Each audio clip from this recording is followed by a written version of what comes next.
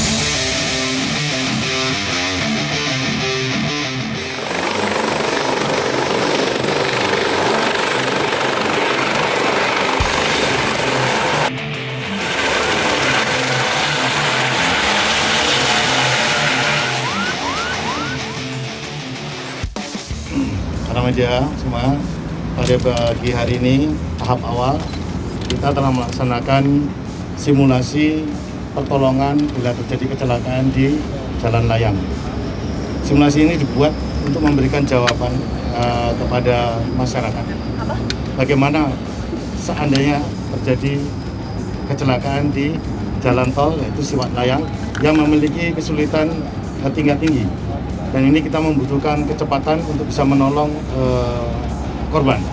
Nah, inilah kita simulasikan dengan bekerja sama dengan PT Jasa Marga dan juga rumah sakit yang ada di sekitaran di ibu kota ini.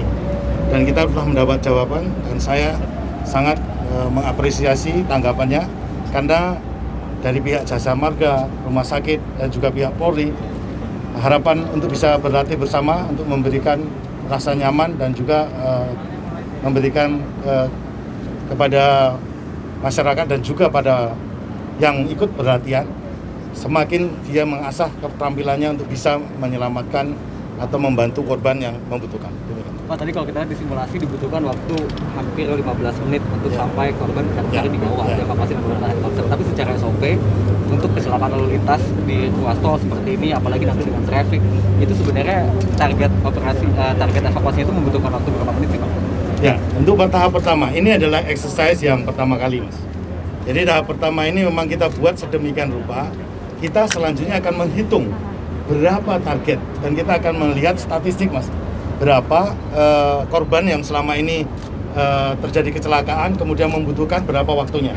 Disitulah tuntutan ke depan pihak Basarnas kerjasama dengan PT Jasa Marga mengambil peran untuk bisa mempercepat membantu penanganan korban ini.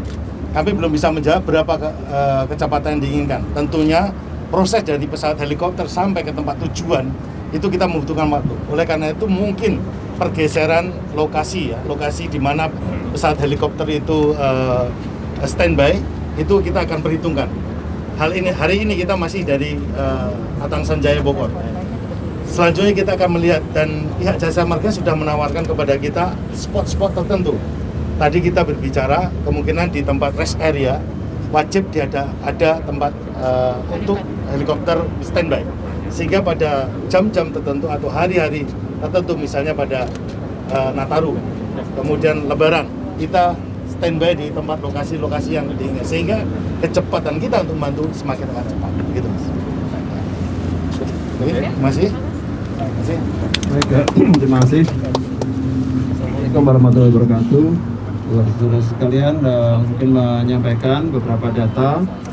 Di tahun 2019 jumlah kecelakaan yang ada di jalan tol itu adalah 2.626, dan di tahun 2020 itu jumlah kecelakaan di jalan tol 2.528. Mengalami penurunan, meskipun kita juga tahu panjang jalan tolnya juga mengalami peningkatan dan volume lalu lintas itu juga mengalami peningkatan cukup signifikan, 17% rata-rata setiap tahunnya untuk jalan tol, dan juga sekitar 8% untuk kendaraannya. Nah, ini menjadi semangat bagi kita, dan kalau kita lihat fokus kami seperti tadi disampaikan oleh Bapak Menteri Perhubungan, fokus kita adalah mengurangi jumlah fatalitas. Dari sekarang itu 0,12 per 100 juta kendaraan menjadi 0 ya di tahun 2024 ya. Yang tadi angka 0,12 itu di tahun 2019, di tahun 2020 itu 0,109. Jadi sebenarnya sudah mengalami penurunan, dan kami sangat berterima kasih kepada Pak Kepala Basarnas karena upaya kami juga ingin mendorong yang dinamakan air evacuation, evakuasi udara, sehingga meskipun jumlah kecelakaan tetap kita turunkan, tetapi paling penting bagi kami adalah jumlah korban meninggal itu sedapat mungkin ditekan hingga level 0 pada tahun 2024. Oleh karena itulah kami tadi berterima kasih sekali kepada Pak Kepala Basarnas. Hari ini kita melakukan simulasi, dan ke depan kalau ini kita panjang sangat produktif bersama-sama, kita akan programkan bersama-sama dengan Jasa Marga di Trans Jawa, Pak, dan juga teman-teman kami dari Utama Karya untuk di Trans Sumatera. Saya kira ke depan ini akan menjadi model kita, termasuk dukungan kami apa yang kita perlukan untuk program evakuasi udara ini. Terima kasih. Assalamualaikum warahmatullahi wabarakatuh. Kita tahu bahwa Basarnas merupakan badan yang merupakan kebanggaan kita, yang sudah memiliki pengalaman yang luar biasa di laut dan udara. Beberapa kejadian dapat diatasi atau dengan kerjasama yang baik.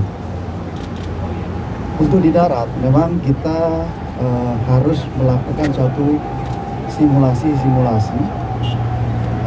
karena tidak mungkin kita melaksanakan penyelamatan tanpa keterampilan yang baik. Kita lihat tadi bahwa bagaimana teman-teman Jasa Marga sudah dilatih oleh tim Basarnas untuk memiliki keterampilan khusus untuk menangani korban kecelakaan darat agak spesifik ya. Mereka yang ada di kemudi butuh satu treatment khusus karena apabila salah melaksanakan tata cara itu akan fatal akibatnya. dan juga begitu apik tadi helikopter dengan tingkat obstacle yang relatif banyak di sini bisa mendarat dengan waktu yang tepat dan take off dengan waktu yang tepat. Nah, sejalan dengan itu, pemerintah memang memiliki rencana penanganan kecelakaan jalan raya memang dalam kurun waktu yang panjang sampai 2035. Tetapi khusus untuk di daerah jalan tol, kita memiliki satu rencana pendek yaitu 2024. Bahwa kita berharap bahwa kecelakaan di jalan raya ini mengurangi fatalitasnya sampai 0. Upaya ini tidak ringan, tapi saya yakin dengan kerja keras dari Basarnas, kerja keras dari BWJT, Dirjen Darat, tentu operator seperti Jasa Marga ini harus dilakukan dan harus dilatih. Nah, kita memang harus kerjasama dan melakukannya berulang-ulang dan tidak hanya sekali. Pagi ini kita laksanakan di elevated dalam keadaan kita manage tanpa traffic.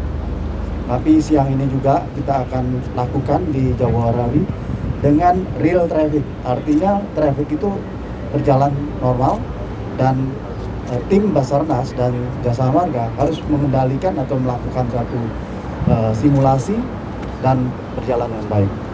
Saya mengapresiasi apa yang dilakukan oleh Basarnas, oleh BPJT dan juga Jasa Marga. Semoga apa yang dilakukan ini mendapatkan suatu barakah dari Allah SWT. Terima kasih. Wassalamualaikum warahmatullahi wabarakatuh. Pak, indeks kecelakaan sepanjang di jalan tol bagaimana Pak selama ini? Indeks kecelakaan di jalan tol. Nanti yang jawab Pak Danang. Pak izin Pak, sepanjang 2020 ini Jasa Marga catat ada 1.275 kecelakaan di jalan tol seluruh Indonesia dengan jumlah meninggalnya 150. Apakah ini mengindikasikan ke depan Basarnas akan dilibatkan dalam penanganan atau evakuasi kecelakaan? Justru hari ini adalah suatu langkah yang baik dari Basarnas, dari BPJT memulai ini, ya, karena jalan tol adalah jalan yang dengan kecepatan tinggi, ya, jadi probabilitas itu terjadi itu mungkin terjadi hal yang fatal. Nah, oleh karenanya kami minta kepada Basarnas melakukan secara konsisten, dan saya yakin kalau ini dilakukan secara konsisten bisa dibantu oleh BPJT dan Jasa Marga dan bisa dilakukan. Terima kasih. Wassalamualaikum warahmatullahi wabarakatuh. Silakan Pak.